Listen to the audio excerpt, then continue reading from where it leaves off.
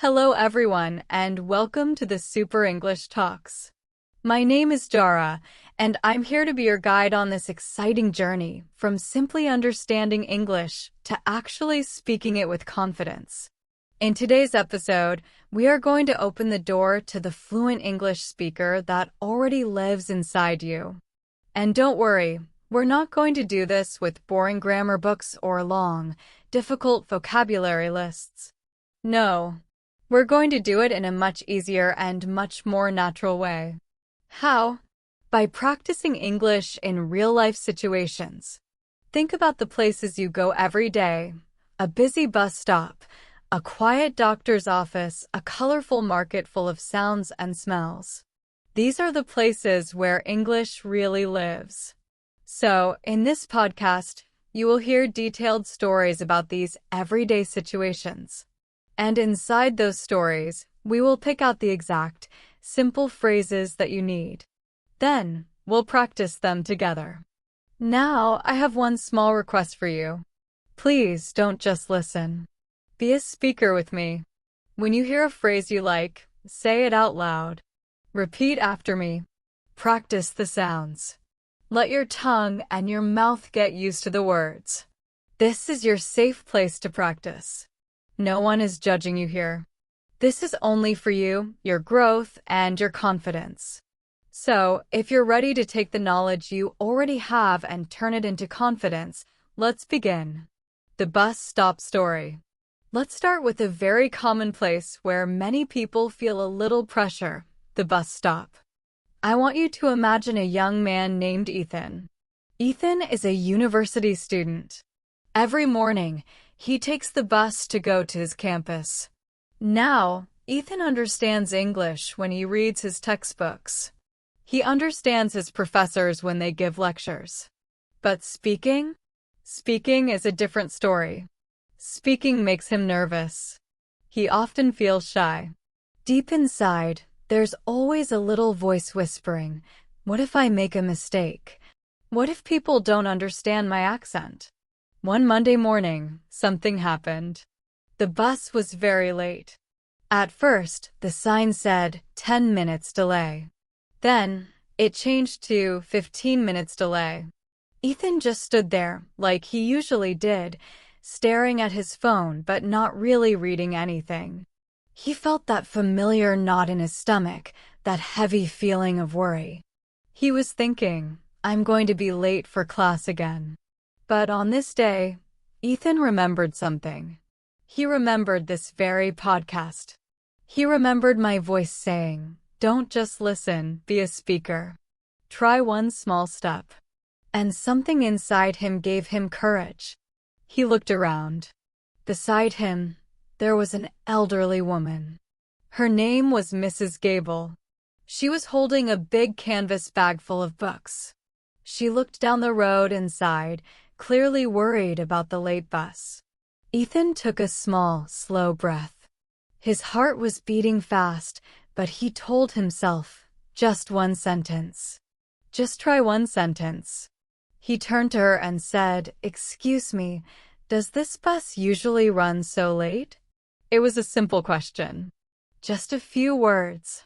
But for Ethan, it felt like climbing a small mountain. Mrs. Gable turned to him with a warm smile. She said, "Oh, some days it does, dear. You never know with the city traffic. One little accident can stop everything." And in that moment, something amazing happened. Ethan felt a wave of relief wash over him. She understood him perfectly. She answered kindly. She didn't laugh at his accent. She didn't correct him. She just smiled.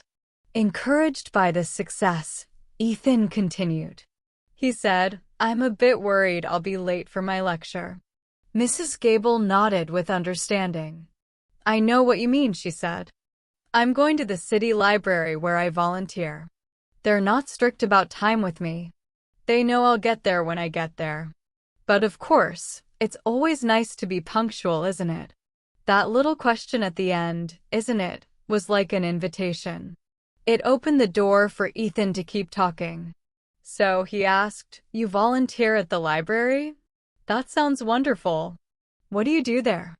Mrs. Gable's eyes lit up. Her whole face became brighter. She said, "Oh, I read stories to the children on Monday mornings. It's the best part of my week." And just like that, a real conversation began. This is how small steps build confidence. One little question, one kind smile, and suddenly, English is not just a subject in a book. It's a living connection between two people. The power of small conversations. Their faces were so full of imagination as they talked. Ethan and Mrs. Gable continued to chat for a few more minutes. They talked about the university, about the heavy bag of books she was carrying, and even about the unpredictable spring weather. When the bus finally arrived, slowly turning the corner, Ethan realized something important. He felt completely different from when he had first arrived at the bus stop. He was no longer just a nervous student, standing alone, worrying about being late. He was a person who had just had a pleasant, interesting conversation. He had connected with another human being in English. And here's the beautiful part. He realized that the fear of making a mistake was a much bigger, scarier monster in his mind than it was in real life. What we can learn. This little story about Ethan has a powerful message for us. Confidence doesn't come from being perfect. Confidence comes from the simple act of trying. Let's look at two of the phrases Ethan used, because they are very useful for you too. The first phrase was, "Excuse me." This is such a simple, polite phrase, but it's also very powerful. You can use it in so many situations, at a bus stop, in a shop, in a restaurant, even when you need help on the street. It gets someone's attention in a gentle, respectful way. Let's practice it together. I'll say it first, and then you repeat after me. Excuse me. Give a pause. Wonderful. Try saying it again, but this time with a friendly smile in your voice. Excuse me. The second phrase Ethan used was, "I'm a bit worried." This is another great tool. Instead of saying, "I am worried," which can sound a little strong or dramatic, you can soften it with "a bit." It makes you sound more natural and more relatable. Let's try it. Repeat after me. I'm a bit worried. Pause. Excellent. Now one more time with a softer, calmer tone. I'm a bit worried. See how simple that is? These small phrases make communication smoother and friendlier. The most important lesson Ethan learned that morning was this. Most people are kind. Most people are patient. They are not listening to your grammar mistakes. They are listening to you as a person. Mrs. Gable didn't judge his English. She just enjoyed the human connection. Your turn. So, the next time you are waiting somewhere, maybe in line at the supermarket or standing at a train station, look around. Maybe there's a small chance to say one polite sentence. Maybe you can use "excuse me" to ask a question, or "I'm a bit worried" to share how you feel. Remember, every time you take a small step, you grow a little more confident. Just like Ethan at the bus stop, you can turn a boring waiting moment into a real connection. Another story, Chloe at the doctor's office. Now, let's move to another very common situation, the doctor's office. Going to the doctor can feel stressful in any language. You have to explain your feelings clearly. You want to make sure the doctor understands your problem. And when English isn't your first language, that pressure feels even stronger. I want to tell you about a young woman named Chloe. Chloe had been feeling unwell for a few days. She had a persistent cough. The cough was so strong that it kept her awake at night. She also had a very sore throat. It was painful every time she tried to swallow. She was tired, weak, and she knew she needed to see a doctor. She managed to make an appointment over the phone, which was already a small victory. But as the day of the appointment came closer, she started to feel more and more nervous. Her mind was full of worries. What if I can't explain my symptoms correctly? What if the doctor doesn't understand me and gives me the wrong medicine? What if I forget the words for fever or dizzy? Her worries grew so big that she almost canceled the appointment. She thought, maybe I'll just stay home and hope I get better on my own. But then Chloe remembered why she was learning English in the first place. She wanted to be independent. She wanted to handle her own life in her new country. And she knew this was her chance to prove to herself that she could do it. So, she sat down with a piece of paper and a pen. She wrote a very short list of words and phrases. Just the most important things. Persistent cough. Sore throat. Very tired. For 3 days. It wasn't a long list, but it was simple, clear, and easy to remember. That little piece of paper became her safety net. Just holding it in her hand gave her a sense of control. Chloe at the doctor's office. When Chloe finally sat down in the small examination room, she could hear her own heartbeat pounding in her chest. The room was quiet. The air smelled faintly of disinfectant, and she felt nervous sitting on the chair across from the doctor. Dr. Evans entered with a kind smile. His voice was calm and reassuring. "Good morning," he said gently. "What seems to be the trouble today?" Chloe felt her hands shake a little. But then she remembered the small piece of paper she had written at home. She glanced down at her list, took a slow, deep breath, and spoke clearly. "I have a bad cough and my throat is sore." She paused, then added more detail. "The cough is worse at night, and I have been feeling very tired for 3 days." Dr. Evans nodded as she spoke. His calm expression and patient listening made Chloe feel seen and heard. Then he asked her a few simple but important questions. "Do you have a fever? Are you experiencing any headaches or body aches?" Chloe understood him.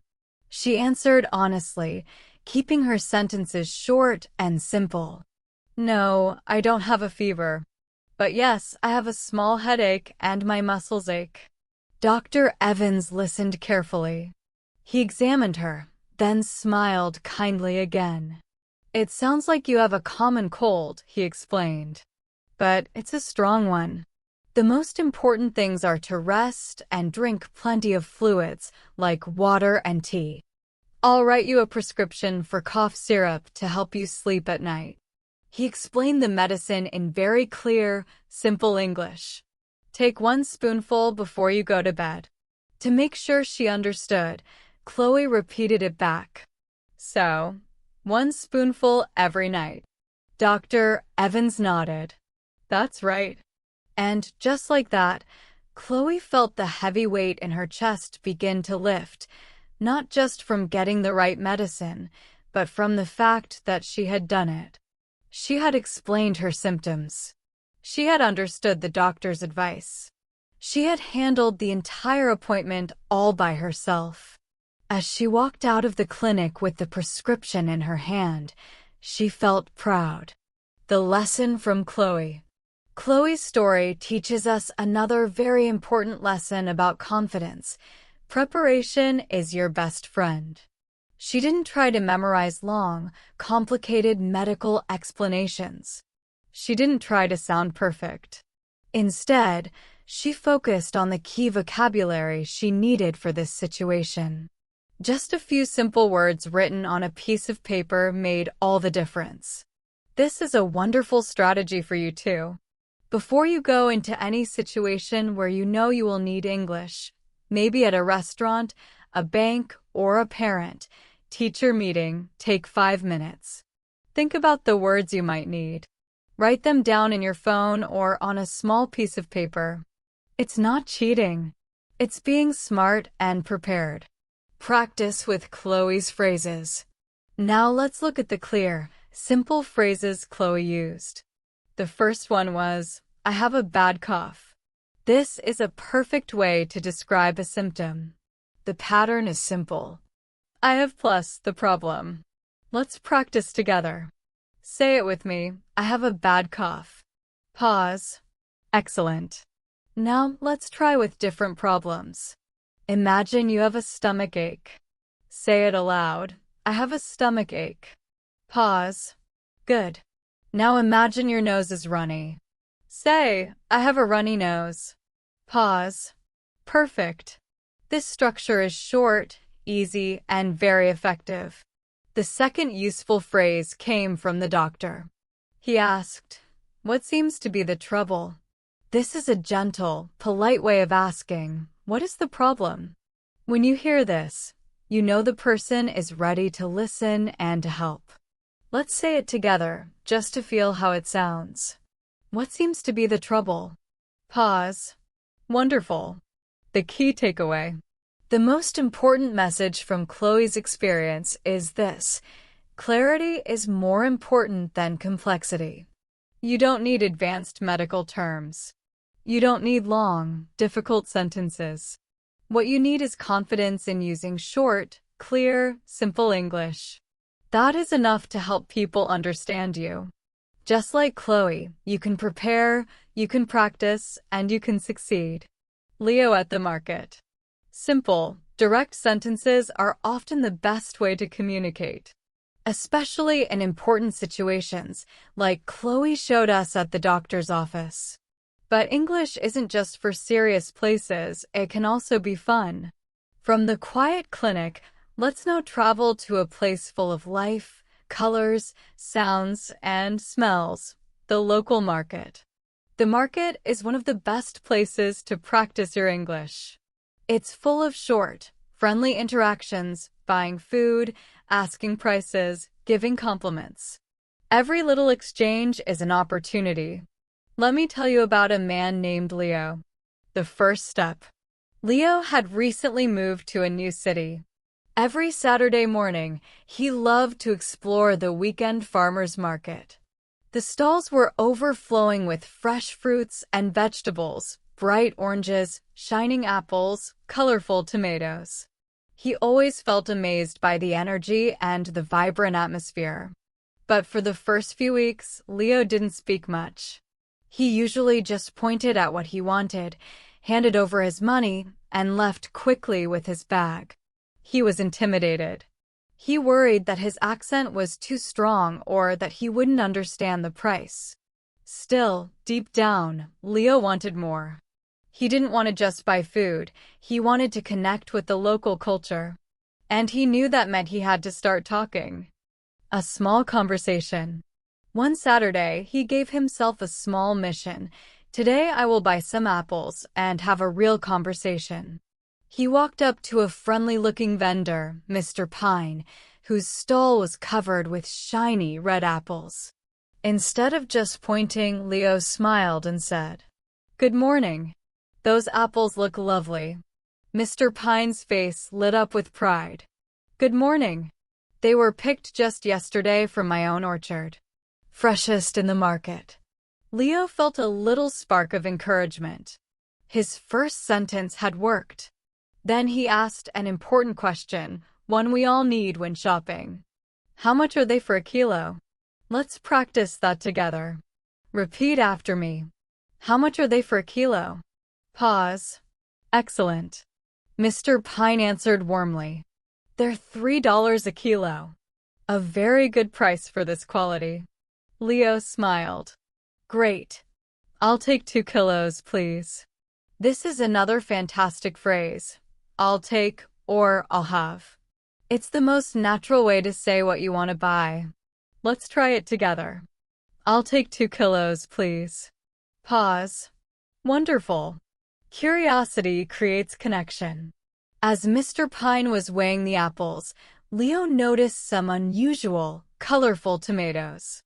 They came in strange shapes, yellow, purple, striped, and he had never seen anything like them before. His curiosity became stronger than his shyness. He pointed and asked, a little nervously, "I'm sorry, what are those called? They look very interesting." He worried it might be a silly question. But instead, Mr. Pine's face lit up. He was thrilled to share his knowledge. Ah, those are heirloom tomatoes. They come in many shapes and colors, and they have a sweeter, richer flavor than the regular ones. Would you like to try one? He quickly cut a slice from a bright yellow tomato and offered it to Leo. Leo tasted it. His eyes widened. Wow, that's delicious. It's so sweet. Encouraged, he added. In that case, I'll have half a kilo of these as well, please. And, just like that, Leo walked away not only with fresh fruit and vegetables, but also with something much more valuable, a real human connection, a new English word, heirloom, and the confidence that comes from speaking. What we learn from Leo. Leo's story shows us something powerful. Asking questions is one of the best ways to learn English. When you see something new, don't be afraid to ask. What is that called? People usually love to answer, especially when it's about something they care about.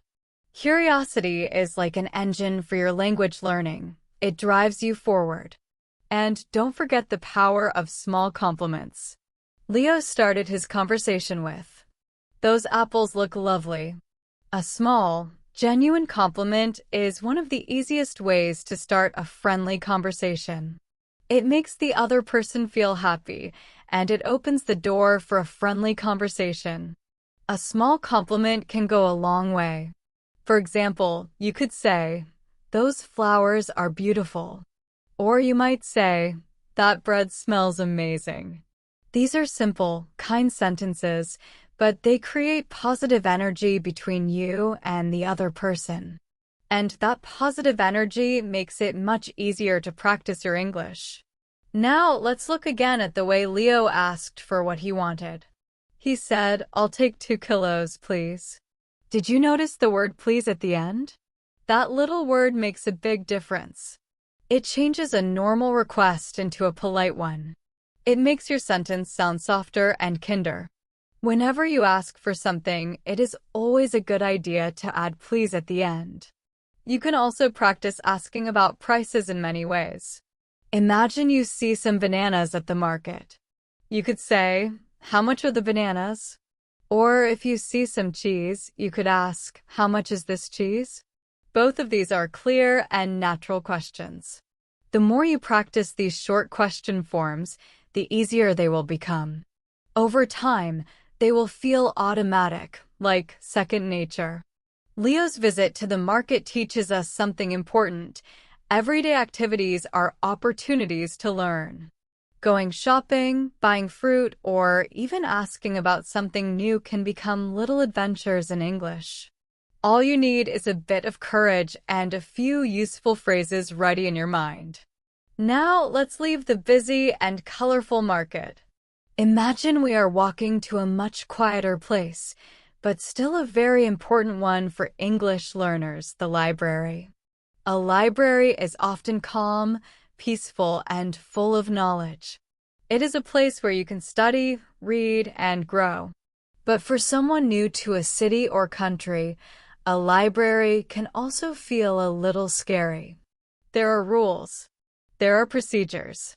And sometimes, people don't know what to say. Let me tell you about Maya. She was a young woman who loved reading. Books had always been her friends, and she was excited when she found out that there was a big public library near her new apartment. She dreamed of borrowing books, practicing her English, and enjoying quiet afternoons with stories. But she was also nervous. She wondered, what if I don't understand the librarian? What forms will I need to fill out? Will they ask for something I don't have? These questions made her feel worried. But Maya had a smart idea she prepared before she went. She opened the library's website and checked the rules. She discovered that she needed 2 things, a form of identification, like a passport, and proof of address, such as a utility bill. Just knowing this gave her confidence. Preparation made her feel calm and ready. When the day came, Maya walked into the library. She looked around at the rows of books and then went straight to the information desk. A kind librarian with glasses smiled at her and said, "Hello. How can I help you?" Maya felt nervous for a second, but then she remembered the sentence she had prepared. She smiled and said clearly, "Good morning. I would like to register for a library card." This is an excellent phrase to use when making a request. "I would like to" is polite and formal. It sounds softer and more respectful than simply saying, "I want." For example, instead of saying, "I want a library card," you can say, "I would like a library card." Let's practice that together. Repeat after me. I would like to register for a library card. Very good. The librarian nodded and said, "Of course, I can help you with that. Do you have your ID and proof of address with you?" Because Maya had prepared, she answered with confidence, "Yes, I have my passport and a utility bill right here." She handed them over with a smile. The librarian gave her a short form. Maya filled out her name, address, and phone number. When she was finished, she returned the paper. A few minutes later, the librarian printed out a brand new card and handed it to her. "Here you are," the librarian said. "You can borrow up to 10 books at a time, and you need to return them in 3 weeks." Maya felt proud. She had done it. She asked politely, she understood the instructions, and now she had her very own library card. It wasn't just a card. It was a symbol of confidence, preparation, and success in English. The librarian smiled kindly and added, "You can also renew the books online if you need more time." Maya listened carefully. She wanted to make sure she understood everything. Instead of just nodding, she used a very smart technique: clarification by repetition. This means repeating the important information back in your own words and asking if it is correct. She said, "So, I can keep the books for 3 weeks and I can renew online. Is that correct?" This is an excellent strategy for any English learner. By repeating the information, you show that you are paying attention. And by asking, "Is that correct?" you make sure there are no misunderstandings later. This can save you from problems like paying late fees or breaking a rule by accident. The librarian nodded and said, "Yes, that's correct. Enjoy the library." Maya felt a wave of pride. Not only had she asked for her library card, but she had also checked that she fully understood the rules. She didn't stop there. She decided to ask one more question. "Thank you so much. One more thing. Where can I find the section for English language learners?" The librarian smiled again and pointed to a bright corner of the library. "It's over there in the language and literature section. We have a great collection of graded readers. They're fantastic for practice." Graded readers are books written especially for English learners. They are written at different levels, so you can choose the one that matches your ability. They are a wonderful tool for improving step by step. Maya thanked the librarian once more and went to explore. She left the library that day not only with her first borrowed book, but also with new confidence. She now knew she could handle new systems, ask polite questions, and get the information she needed all in English. Maya's story teaches us 2 powerful lessons. Preparation gives confidence. Just like Chloe at the clinic, Maya prepared before she went to the library. She checked what she needed to bring, and that reduced her stress. A little preparation makes a big difference. Clarification shows strength, not weakness. Many learners are afraid to ask again when they don't fully understand. But asking, "Is that correct?" or "So, you mean I should return them in 3 weeks?" shows you are a careful listener. It shows you care about getting things right. This is a sign of confidence, not weakness. Let's practice one of these clarifying questions together. Imagine someone gives you instructions. You could repeat them and say, "So, you mean I should return them in 3 weeks?" Say it out loud now. Excellent. The library, which is often a place of quiet reading, became for Maya a place of confident speaking and practice. And it can become the same for you. Now, let's leave the peaceful library and step into a very different environment, a new workplace. Starting a new job is always exciting, but it can also be stressful. There are new tasks to learn, a new company culture to understand, and many new people to meet. For someone learning English, this can feel even more challenging.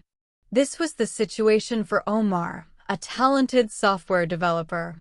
He had just joined an international technology company. He was excellent at coding, but he was less confident about his spoken English. On his very first day, his manager, Susan, introduced him to the team. She walked him through the office and stopped by a man working at his computer. "Omar, this is David. He's one of our senior developers," she said. Omar smiled, extended his hand, and said warmly, "Hello, David. It's a pleasure to meet you. I'm looking forward to working with you." This was a fantastic introduction. The phrase, "it's a pleasure to meet you," is a little more formal and very polite compared to "nice to meet you." Adding, "I'm looking forward to working with you," was also a great choice. It showed respect, enthusiasm, and a positive attitude, exactly the kind of impression you want to make on your first day. David shook his hand and replied, "Welcome to the team, Omar. It's great to have you here. We're glad to have your expertise. Let's practice that polite introduction together. Repeat after me. It's a pleasure to meet you." Very good. And now add the second part. "I'm looking forward to working with you." Excellent. These two sentences are professional, polite, and easy to remember. You can use them whenever you meet new colleagues at work. Later that day, Susan gave Omar his very first task. She explained the project during a short meeting. She used many technical words and company-specific acronyms. It was a lot of new information, and Omar felt a little overwhelmed. In the past, the old Omar would have just nodded and said, "Okay." Then he would have gone back to his desk, confused, and wasted hours trying to figure it all out alone. He would have felt stressed and maybe even made mistakes. But this time was different.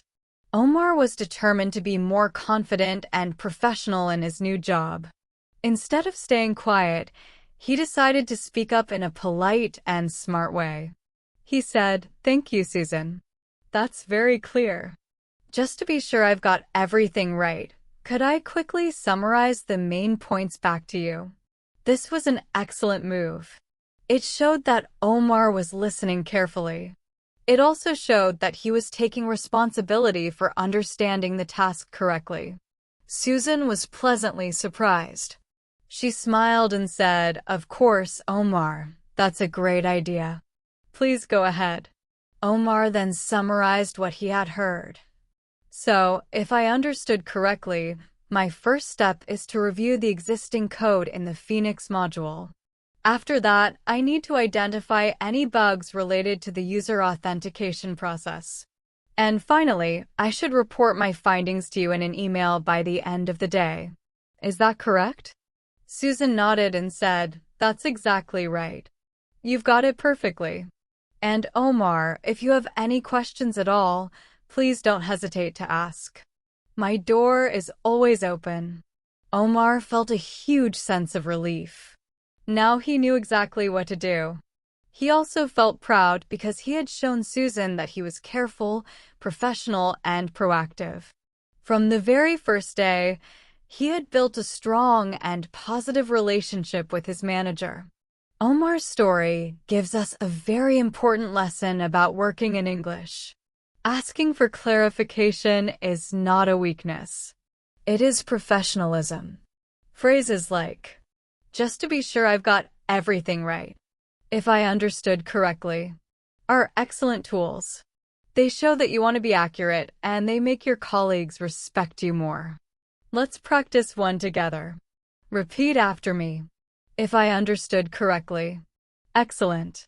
This is a phrase you can use anytime you're given instructions in English, whether it's in a job, a classroom, or even at the bank. Another reason Omar succeeded was because he was proactive. He didn't wait for Susan to ask, "Do you understand?" He took the initiative to confirm himself. This builds trust. It shows you are responsible and serious about doing good work. But being successful at a new job isn't only about the tasks. It's also about building good relationships with colleagues. During lunch that day, Omar saw David sitting alone in the break room. Omar could have just sat by himself. But instead, he walked over and asked politely, "Do you mind if I join you?" This is a wonderful phrase. "Do you mind if I join you?" is a polite and natural way to ask to sit with someone. David smiled and welcomed him. They started talking, not about work, but about their personal interests. Soon, they discovered they both loved science fiction movies. That short lunch conversation created a small but meaningful connection. Omar began to feel more comfortable as part of the team. Small actions like these, asking to join someone for lunch, greeting colleagues in the morning, or asking, "How was your weekend?" are simple but powerful. They help you build friendships, and they also give you low-pressure opportunities to practice conversational English. Omar's first day at work turned out to be a success. Not because he was perfect, but because he was confident, polite, and willing to communicate clearly. Now, let's move from the professional world of the office to something we all experience, making plans over the phone. For many English learners, phone conversations are very challenging. Why? Because on the phone, you can't see the other person's face. You can't watch their lips, gestures, or expressions. You only hear their voice. Sometimes they speak fast, or their accent is different from what you're used to. This makes it feel stressful. That's why practicing phone conversations is so important. Strengths. Emotional hook. Isabella's hesitation and sweaty palms are instantly relatable. Clear language model. Phrases like, "I would like to make a reservation," and "just a moment," please stand out as teachable chunks. Politeness markers. Highlighting, if possible, and spelling names is practical advice. Confidence arc. It shows the learner how preparation leads to success. Suggestions for polish. Smooth the transition after tr. Looks like a cut-off word, tr. Maybe you meant "then she thought carefully," or "then she repeated the options, 6:30 or 8 o'clock. Reinforce repetition as a strategy. When Isabella repeats the options quietly to herself, you could model how learners might repeat them out loud back to the other person. So you have 6:30 or 8 o'clock available, correct? This both confirms understanding and gives practice. Highlight goodbye etiquette. Isabella ends with, "Thank you so much for your help." Goodbye. You could emphasize how polite closings leave a strong impression. Optional mini practice. At the end, invite learners to role-play making a booking. Now, let's practice. Say, "I would like to make a reservation for 2, please." Strengths. Great transition. After successfully making a reservation, let's join another character. Gives the sense of a continuing journey. Clear teaching moments. You highlight tag questions, compliments, and open-ended questions in context, which makes them stick. Natural dialogue. Mr. Harrison's warmth and Jera's politeness make the scene realistic. Closure. Jera's polite exit line models exactly how to end a chat gracefully. Suggested refinements. Tighten phrasing for flow. A couple of spots could be smoother. For example, instead of "she started with a simple, safe topic, the weather," she began with the safest topic of all, the weather. Highlight practice prompts. After teaching a phrase, invite learners to repeat it. For example, After, it's a beautiful day, isn't it? Now you try saying it. It's a beautiful day, isn't it? Linked to culture. You might briefly mention that in many English-speaking countries, the weather is the number one safe small talk topic. Reinforce structure at the end. Start with a tag question. Add a compliment. Ask an open-ended question. Exit politely. That gives learners a small talk formula they can practice. Strengths. Realistic flow. You capture the shopping experience very naturally. Browsing, asking about sizes, trying on, buying, and even the unexpected return.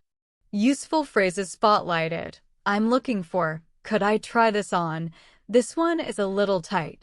Clear, simple, and reusable. Emotional angle. Showing Ben's nervousness at returning the shirt makes it relatable. Suggestions for improvement.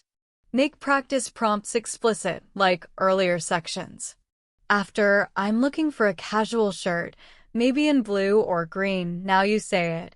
I'm looking for a casual shirt, maybe in blue or green. After, could I try this on? Repeat after me. Could I try this on?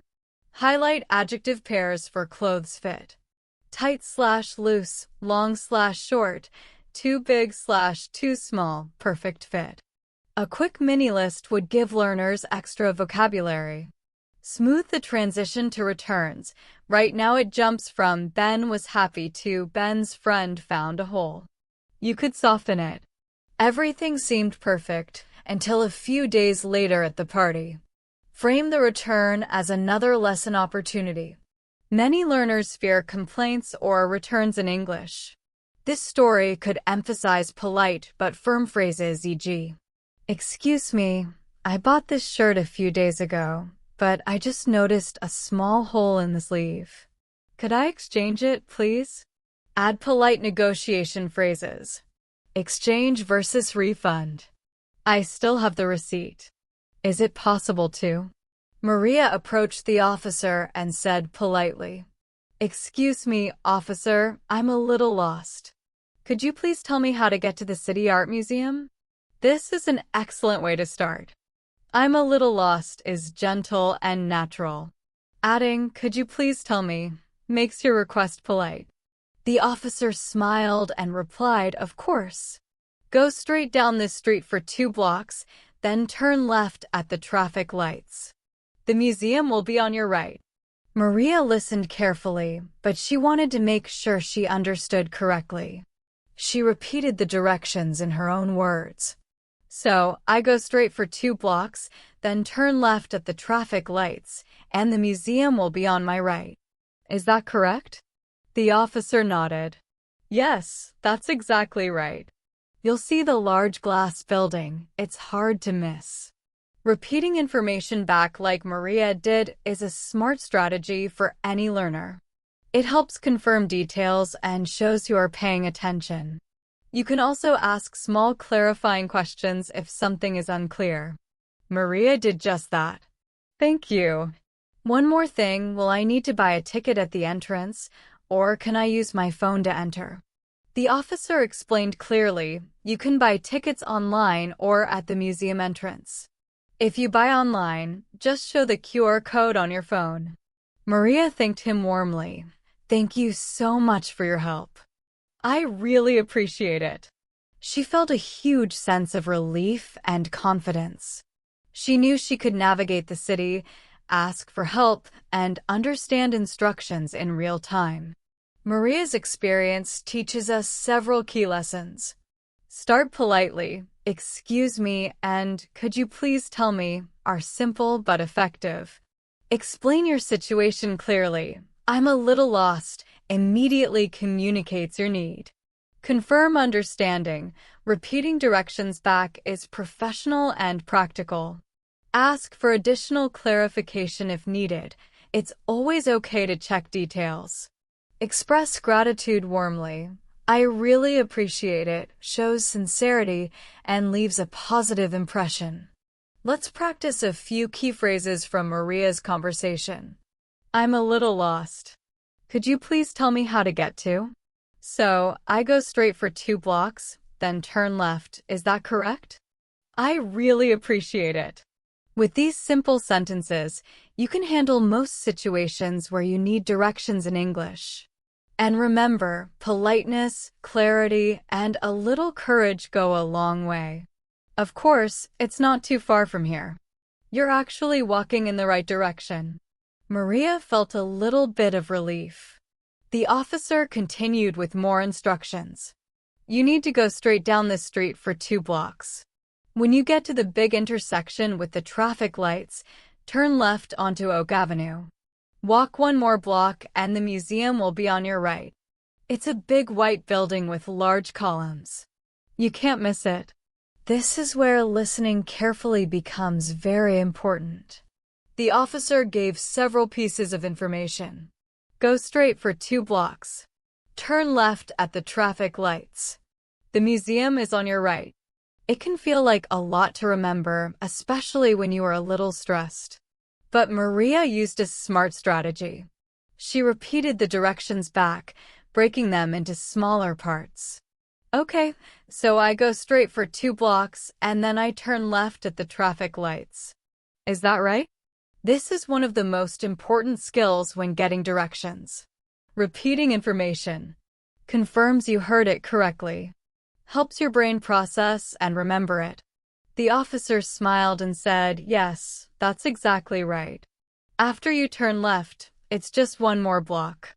Maria thanked him warmly. "Thank you so much for your help. That's very kind of you." She followed the directions, picturing each step in her mind. And just as the officer had said, after turning left at the traffic lights and walking 1 more block, she saw the big white building of the museum on her right. Maria felt incredibly proud, not just that she had found the museum, but that she had successfully navigated the situation using her English. Let's break down the useful language from this story. Asking for directions. Could you please tell me how to get to? Example. Could you please tell me how to get to the train station? Vocabulary for directions. Go straight, turn left, turn right. On your right/on your left. Landmarks, intersection, traffic lights at the corner. Confirming directions. Is that right? Did I understand correctly? So, just to confirm, when listening to directions, try to picture a map in your mind. Visualize yourself walking down the street and making the turns. This helps you process and remember the information. Repeating directions back, like Maria did, shows you are an active listener. This is a powerful skill. Being able to ask for, understand, and follow directions in English gives you freedom and confidence. You can move around independently in a new city or country, and that is an amazing feeling. We've now seen many practical situations: public transportation, doctors, markets, libraries, workplaces, phone calls, friendly conversations, shopping, and asking for directions. Now, let's bring it closer to home. Speaking English with your family can be one of the safest and most effective ways to practice. At first, it may feel a little strange or forced. But using English in a familiar environment allows you to make mistakes, ask questions, and gain confidence without pressure. You can start with small, simple things. For example, talk about what you're cooking for dinner. Describe your day. Ask a family member how they are feeling. These small exercises at home prepare you for all the real-world situations we've practiced in this series. Let's look at the story of the Chin family. Mr. and Mrs. Chin had 2 children. Leo was 9 years old and Lily was 12. They all wanted to improve their English together. They decided to create a special time called English Hour. Every evening, for 1 hour after dinner, the whole family would only speak English. There was only one rule. No one was allowed to laugh at mistakes. The goal was to communicate and have fun, not to be perfect. At first, it was a little awkward. The conversations were simple and sometimes slow. Mr. Chin would ask his son, "How was your day at school?" Leo would reply, "It was good. We had a math test. It was hard." Mrs. Chin would ask her daughter, "What did you learn in your English class today?" Lily might say, "We learned about animals. A lion is a big cat. A monkey eats bananas." They would talk about simple, everyday things. They would describe what they were doing. This is a great way to practice the present continuous tense. For example, Mrs. Chin might say, "I am washing the dishes now. Leo, could you please dry them with this towel?" Or Mr. Chin might say, "I'm going to read the newspaper online. Does anyone want to watch TV?" They also used English for planning activities. On weekends, Mr. Chin would ask, "What should we do this weekend? Should we go to the park or visit the museum?" The children would share their ideas in simple English. "Let's go to the park. I want to play on the swings and the slide." Over time, English hour became a normal and fun part of their day. They learned new vocabulary from each other. The children would often teach their parents new words they had learned at school. The parents helped the children form more complete and correct sentences. Of course, they made mistakes. Sometimes they couldn't find the right word. For example, they might say the cold box in the kitchen instead of refrigerator. But they laughed together and helped each other find the right word. English hour was not just about learning a language. It was also family time. They spent quality time together and built a stronger bond as a family. The biggest change was in their confidence. Because they practiced in a safe and supportive environment, they became less afraid to speak English outside the home. Lily even started talking more to her English teacher in class. The Chin family story is a beautiful example of how learning English can be a shared journey. You don't have to do it alone. If you have family members, friends, or even roommates who are learning English, you could create something similar. You could call it English dinner, English car ride, or any time that works for you.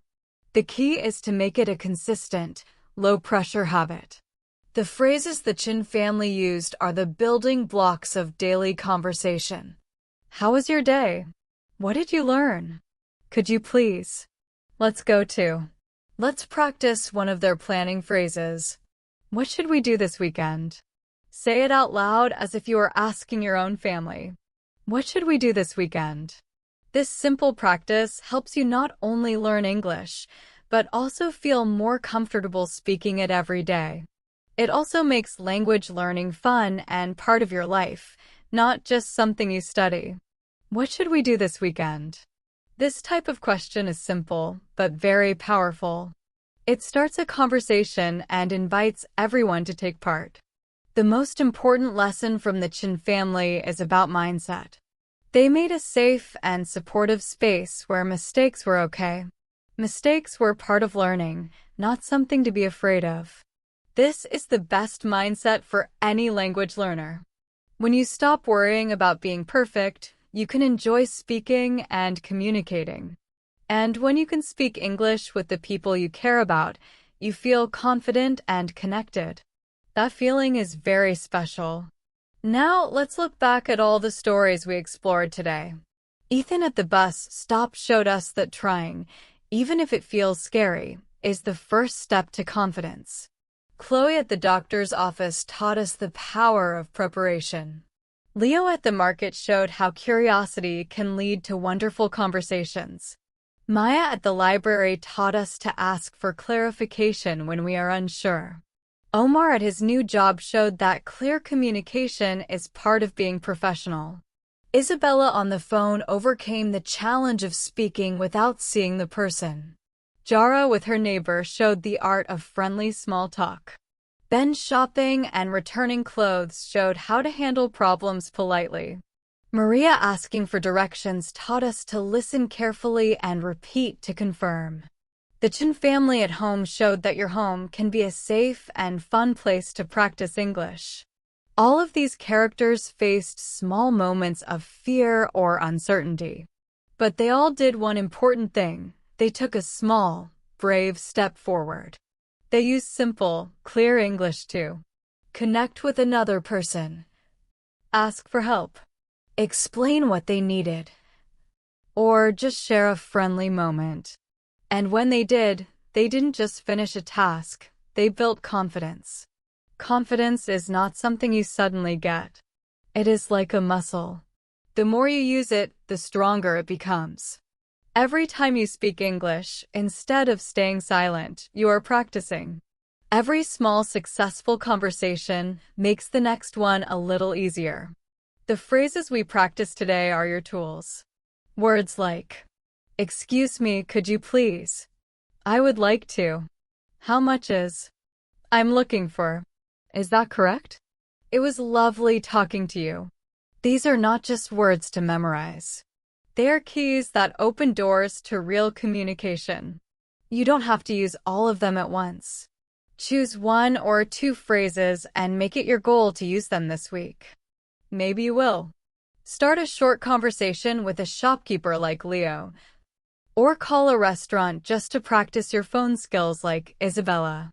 The important thing is to take action. Just using your English, even a little, is what matters most. And remember the most important rule: be kind to yourself.